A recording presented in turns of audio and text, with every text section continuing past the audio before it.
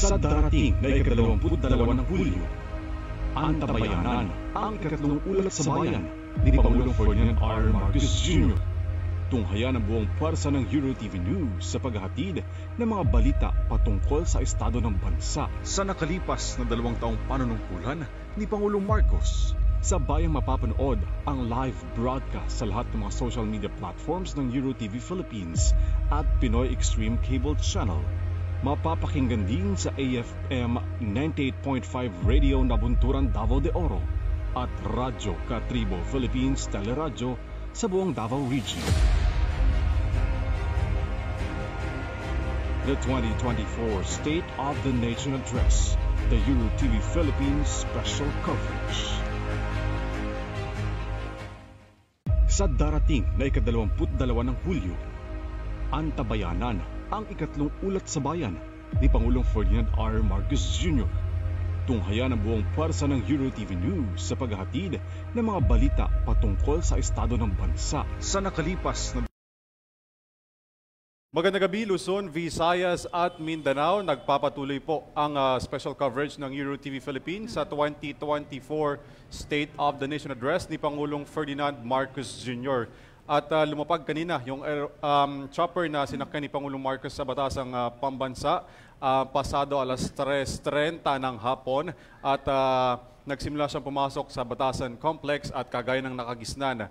Dumiretso si Pangulong Marcos matapos siyang i-welcome ng mga VIPs sa House of Representatives. Kabilang na riyan si Senate President Cheese Escudero at House Speaker Martin Romualdez at tumungo siya sa kanyang holding area bago ang pagsasalita niya sa ikatlong State of the Nation Address. Ngayon makakasama natin mga senior reporters ng EuroTV News upang magbigay ng assessment para sa kakatapos lang na State of the Nation Address ni Pangulong Marcos. Tama ka dyan, Alvin. Pasado alas 4, nagsimula na si Pangulong Ferdinand Marcos Jr. na pumasok sa Batasan Complex sa House of Representatives.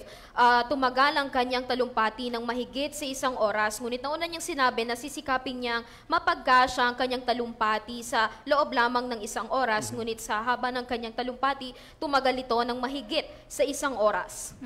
Yes, tama ka dyan, Chris. At ilan nga sa mga nabanggit niya na diniinan sa kanyang ulat sa bayan ang Free Wiper Program na pagpapalakas ng internet sa Pilipinas. 10 million unit devices ang makikinabang para sa iba't ibang paaralan na nasa liblib na pook. Patuloy naman ang pagdadamot ng internet. Nagsimula na ngayong taon ang second at third phase. Ayan. When we are talking about sa internet partners, malaki ang papel na ginagampanan nito ngayon, especially sa ating mga kabataan na nag-aaral na nasa liblib na lugar. Okay? So, doon mo makikita na ganun kahalaga yung internet ngayon na kinakailangan dahil yung ibang paaralan medyo malayo kasi para sa mga bata eh. So, although meron pa din yung traditional na mataas, malayo yung nilalakad ng mga bata, pero iba pa rin yung tulong ng internet sa ating mga mag-aaral. Tama ka dyan, Henry, kasi nga kung magugunita, di ba, nung mga nakaraan na nagiging isa talaga sa problema ng mga, lalo na ng mga estudyante, yung internet, lalo na dun sa liblib na lugar. So sa tingin ko, ito yung pinakamaganda o ito yung talagang dapat siguro na natutukan ni Pangulong Marcos dun sa kanyang speech, ngayon sa kanyang ikatlong SONA, kasi gaya nga ng internet, at isa talaga to sa pinakamahalaga na kailangan ng mga estudyante dito sa bansa. At kabilang to sa kanyang flagship program na digitalization, wherein binanggit niya sa kanyang SONA kanina na 77% o katumbas ng nasa 20.6 million household ang konektado sa free internet program ng pamahalaan. At ipinangako din ni Pangulong Marcos na asahan pa raw na magiging matagumpay ang free internet program ng kanyang administrasyon sa mga susunod na taon. Okay, dagdag ko lang din dyan, Alvin, sinabi niya rin, binagyang diin niya din dito sa kanyang talumpati ang pagtatatag nila ng National Cyber Security Plan o Cyber Defense upang maiwasan natin yung mga cyber security na kamakailan ay nagiging target ng mga hackers ang ating ilang government agencies, kabilang na dito ang House of Representatives. And recently, for the Philippine Navy, recently lang ay nahuli yung mga hacker, which is isa sa mga nahuli sa Philippine Navy na nang-hack sa kanilang website ay yung mismong employee ng Philippine Navy. Ito yung mga pinaghahanda ng government natin kasi hindi basta-basta nalilik dapat yung mga data, especially for our national security. Of course. It imposes national security threat at kamakailan lang din ay balita ng Department of Foreign Affairs at ng Department of Migrant Workers na nagkaroon din ng hacking somewhere sa website ng tanggapan nito na nakakaapekto sa dokumento ng mga OFWs. At kasama rin, sa binanggit kanina, ang power shortage na kamakailan ay lumaganap mostly sa Luzon, umabot pa sa red alert status at yellow alert status, majority from Luzon, Visayas at Mindanao. Okay. At sabi ni Marcos kanina sa kanyang SONA, karamihan daw ng pondo sa 2025 ay ilalaan niya sa housing, disaster resilience at energization, particular na ang pagtugon sa power shortages. Lalo na ngayon kasi 'di ba, papasok na tayo sa La Nina, tagulan na. Siyempre, nandiyan na naman yung mga kalamidad na magsasanhi ng power shortage. Kaya siguro dapat talaga na mas pagtuunan to ni Pangulong Marcos is for all, na kung saan kasi yung 29 pesos na bigas, lang yan sa piling mga Kadiwa centers lang yan. Pero itong Rice for All is mabibili na siya ng lahat ng sektor. Like, hindi lang siya nalilimitahan katulad ng sa mga 4-piece beneficiaries and then sa mga PWD. So, eto talagang taon, ito yung taon para sa ating sektor ng agrikultura. And makakatulong ito para sa ating mga magsasaka na mabili ng nasa sapat na presyo yung binebenta nilang mga produkto, especially sa rice. Alright. Kaugnay din doon sa agriculture, balak din ng Pangulo na gawin ng nationwide ang Kadiwa stores sa ilalim ng kanyang administrasyon. Sa katunayan, ayon sa NEDA, 5.6 trillion ang budget natin sa infrastructure na matatapos nga sa 2025 hanggang 2028. Yun. Okay, so dahil din dito, hiniling niya sa Kongreso na irebisa ang EPIRA law para makatulong sa mga Pilipino sa patuloy na pagtaas ng kuryente na dito sa ating bansa. Okay, samantala naman sa education sector, nabanggit din niya na mas palalakasin pa yung education system dito sa Pilipinas. Okay. Kasama niyan yung sa education, nabanggit din ni Pangulong Marcos na bibigyan ng mga allowances yung mga guro. Kasi alam naman natin na yung mga guro talaga yung nagiging pundasyon ng karunungan at kaalaman ng mga kabataan, syempre natin ngayon na, syempre tinuturing nga natin na pag-asa ng bayan. And then bukod pa doon, binigyan din sila ng emergency kapag meron silang mga hindi inaasahang pangyayari sa kanilang pagtugon sa kanilang trabaho, merong inilaan si Pangulong Marcos na budget para sa kanila. I think isa pa yung dapat natugunan ng administration ngayon, yung PISA gap, which is the education, yung mga mag-aaral natin ay bagsak. Okay? So, ito yung malaking hamon ngayon ng bagong upong Deputy Secretary. And not just by the Deputy Secretary, but the government and the administration. At hindi lang yan, pagdating sa sektor ng edukasyon, hindi lang naman about learning gaps yung nakasalalay dyan. It falls under yung mga kakulangan ng classrooms, kakulangan ng teaching personnel, mababang sahod ng mga guro, na kabilang sa mga ipinangako ni Pangulong Marcos. At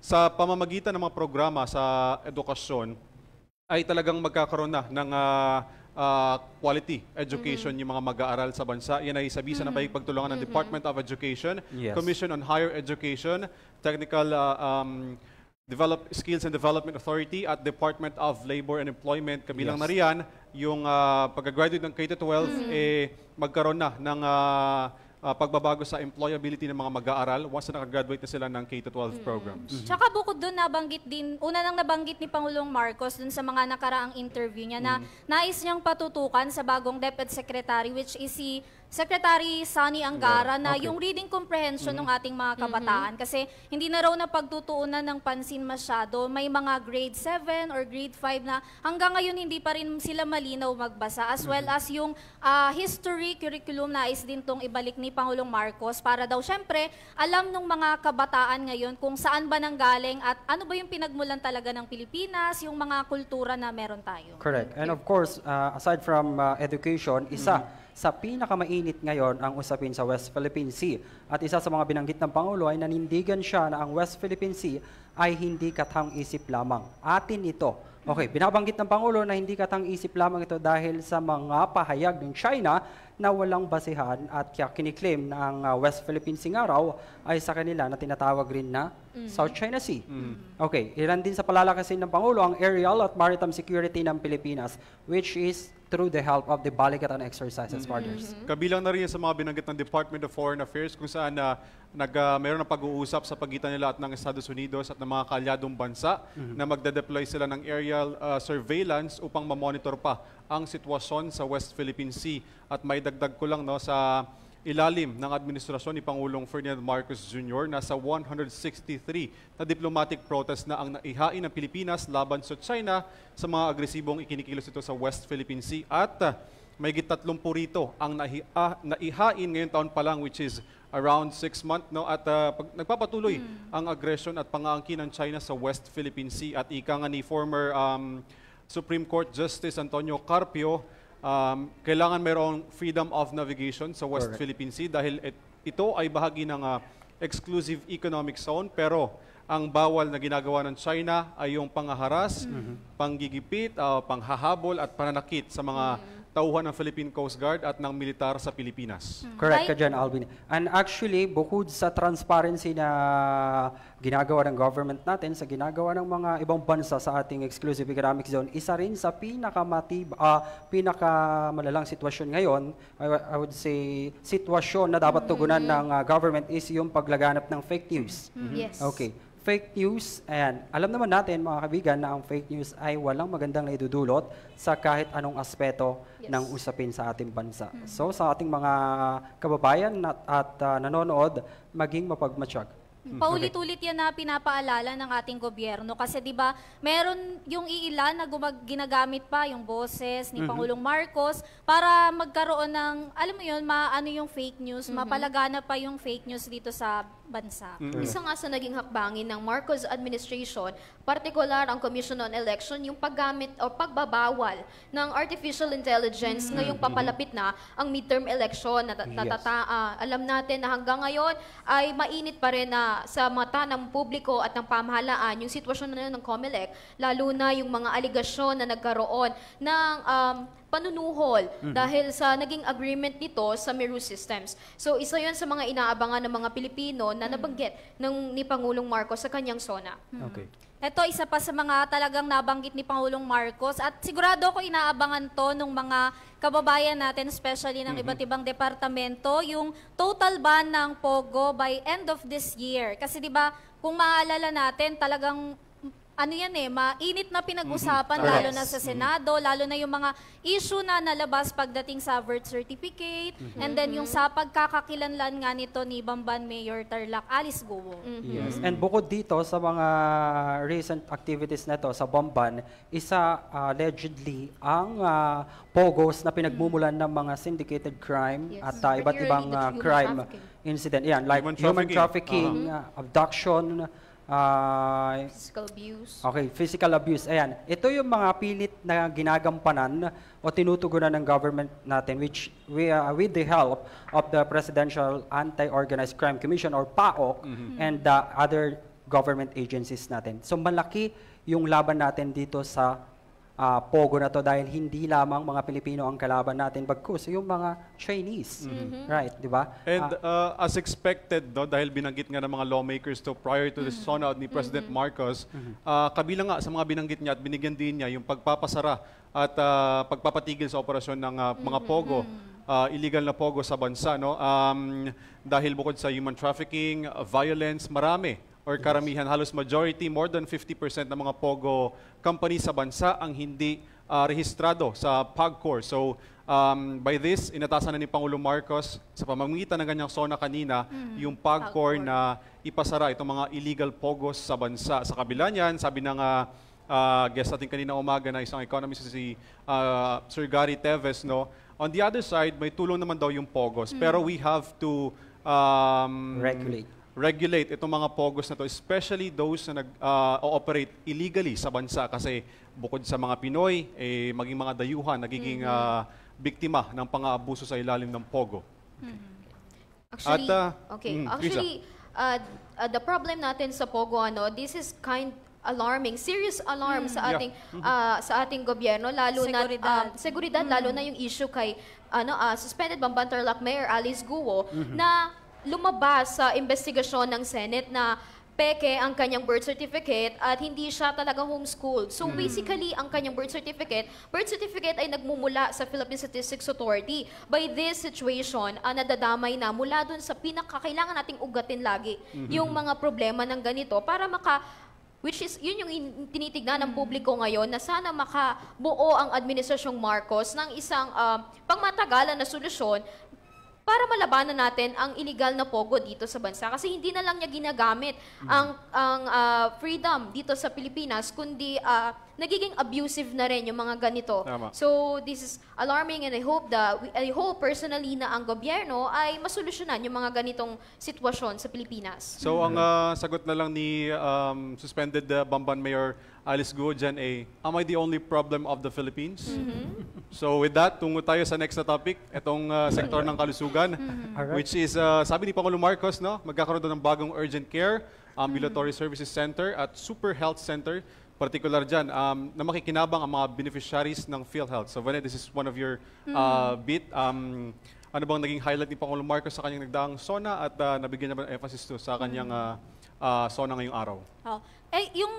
Yung binigyang diin ngayon ni Pangulong Marcos, yung mga naging programa niya nga dito sa health sector, yun nga yung pagtatayo ng mas maraming pasilidad para sa ating mga kababayan, para sa kanilang mga, syempre, karamdaman, kung saan itinaas ang benepisyo para sa acute stroke at pneumonia patient. Mula kasi sa dating 100,000, itinaas na sa 1.4 million ang benepisyaryo para sa breast cancer patient. Pinalakas din ang benepisyong to yung sa colon cancer patient at bago daw matapos yung taon ayon kay Pangulong Marcos, maisasama na rin sa benepisyo ng PhilHealth yung mga chemotherapy para sa mayroong mga cancer sa baga, atay at ovary. Isa rin sa nakaraang pinirmahan ni Pangulong Marcos, ito rin controversial din to, yung healthcare emergency.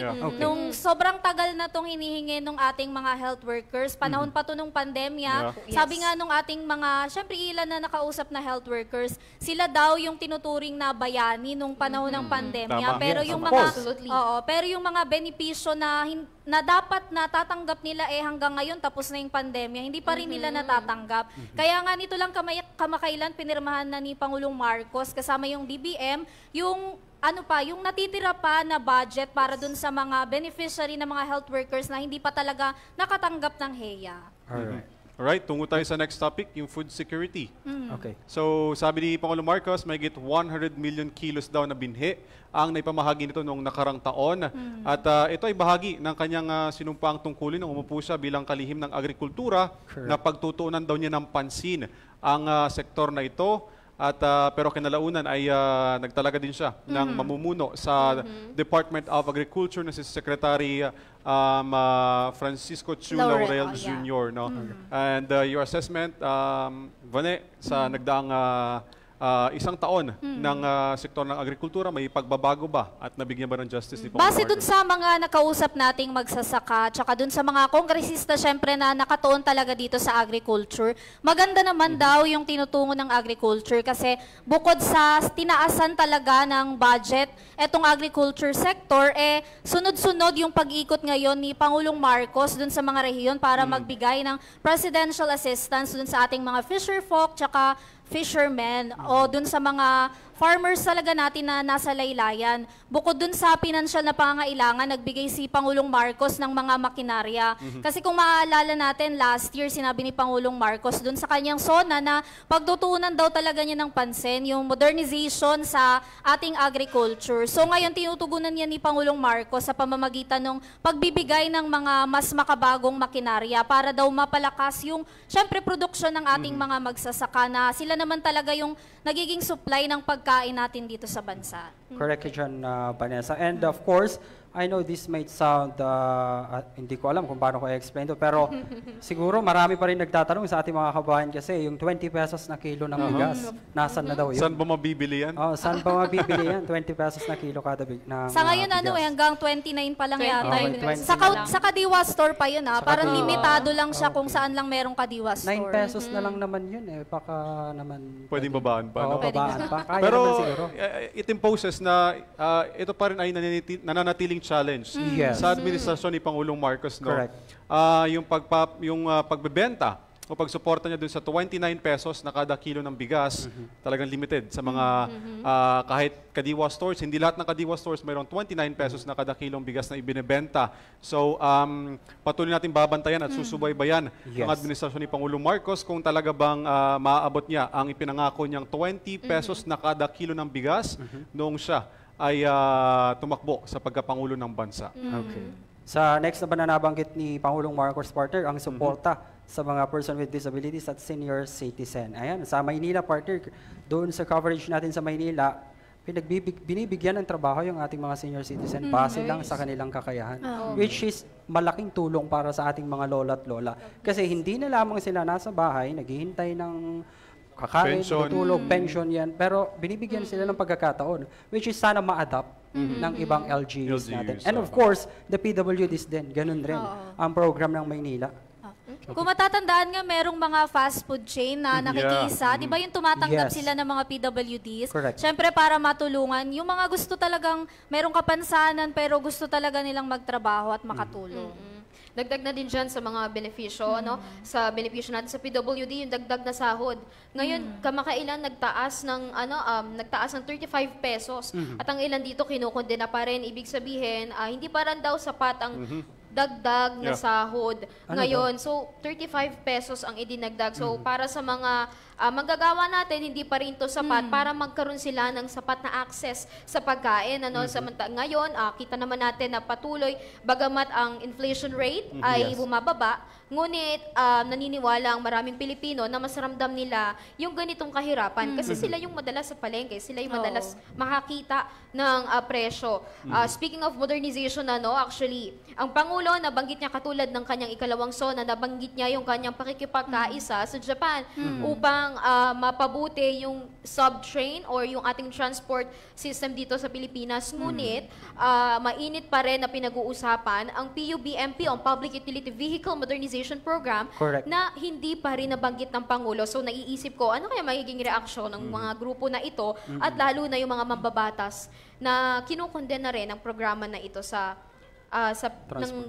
transportasyon. Yung Tsaka MRT-7 tsaka ano kayang plano niya? Kasi hindi niya nababanggit. Yeah. Tsaka yung MRT-7, di pa umaandar yun.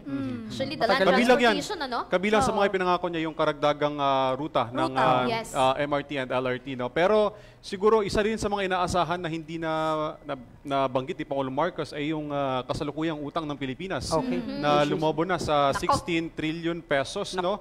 And wala siyang masyadong ibinahagi at key talking points pagdating sa sektor ng ekonomiya, paano ba mapapalago ito. At wala siya, hindi niya binanggit totally yung patungkol sa utang ng bansa. At banggit nga ng dating mambabatas ay yung mga bata na kakapanganak pa lang ngayong araw ay may utang May na agad utang na na agad. mahigit 103,000 pesos. So, yung mga susunod na generasyon, sa ngayon, 103 pesos pa lang yung utang nyo, pero yung mga susunod pa, ay talagang Tatanda pa lulabo pa kayo. yan. Tatanda pa kayo. Oo Baka nga. hindi na 20 pesos kilo ng bigas na. Nasa 20 ilan na? pesos per cup ng Bata rice pa na. ako, magkano pa kaya ang babayaran ko? Oo. Ilan taon ka na ba? Ilan taon na ako? Oo. Ilan na ba taon na ako? Nako. May birth certificate ka ba? Meron! meron. Nako, Pina-check na natin yun. Totoo ba ang birth certificate? Oo, totoo yun. Okay. Kahit ipakita ko pa kay Mayor Alice. Nung marinig mo yung balitang yung mga bagong henerasyon ay may utang na, may plano ka pa magpamilya, partner. Aba, hindi ko alam eh. Takaw. Nako. Well, antabayanan po natin mga kaibigan ang mga programa na inilatag ni Pangulong Marcos kung ito ba ay mapagpapatuloy niya sa kanyang nalalabing 4 na taon sa serbisyo. At asahan natin, patuloy natin babantayan na kung magagampanan ba niya yung kanyang mga sinumpang programa at inilatag na proyekto sa nalalabing 4 na taon ito bilang Pangulo ng Bansa. At aantabayanan po natin yan sa mga susunod na araw at sa mga susunod na taon. Okay. Actually, Andirito na siya sa kalahati ng kanyang administrasyon at kahit naman tayo mamamayan ng Pilipinas naniniwala na mahaba pa at matagal pa yung magiging proseso upang masolusyonan yung mga problema na kinakaharap ng Pilipinas sa edukasyon, sa transportasyon, sa kalusugan, sa agrikultura at sa marami pang sektor ng Pilipinas. Abangan po natin yan. Alright, marami pa ho tayong lalakbayin at mahaba-habang panahon pa po ang 4 na taon ni Pangulong Ferdinand Marcos Jr. Pero nandito lang po kami, nagbabantay sa inyo. At sigurado ko na matagal pa yung taon na bubunuin ni Pangulong Marcos, pero laging nilulook forward ng ating mga kababayan. Siyempre, lagi yung mga nakaabang sa kanya, yung susunod na sasabihin pa niya sa kanyang mga susunod na SONA. Okay. And with that, Natawa ka. Wait lang, Bakit? hindi ko kasi kinaya yung may nagbabantay sa inyo. di ba watchdog tayo? Ay, oo nga, watchdog nga. Pero, What branch of the God, di ba? the question is, may nagbabantay ba sa'yo? Meron. Yun. Ka muna, partner daw. Ka daw muna. Alright. Okay. At yan po ang 2024 SONA o State of the Nation Address special coverage ng Euro TV Philippines at sabay niyo po kaming napapanood sa lahat ng mga social media platforms ng Euro TV News at Euro TV Philippines. Again din po sa Pinoy Extreme Cable Channel at sa AFM 98.5 Radio Nabunturan Davao de Oro at sa buong Davao region po sa pamamagitan po ng Radyo Katribo Philippines, Teleradyo. Ako po si Alvin Palobello. At ako naman si Vanessa Cleofas. Siyempre, araw-araw niyo pong mapapanood yung Euro TV News, yung mga programa ng Euro TV News, ng mga balitang tapat, primetime balita, and News Thread, News Update, Express Balita po sa aming official Facebook account, YouTube, and siyempre sa Pinoy Extreme Channel. Okay, at ako naman, si Criza Lopez. At ako naman po si Henry V. Nicolas. At ito po ang Euro TV News. Sumasaludo sa bawat Pilipino. Medyo may pagdamuso-puso, partner. Maganda sana. Tinokso yung dulo. Kung hindi na nagulat pag paano mo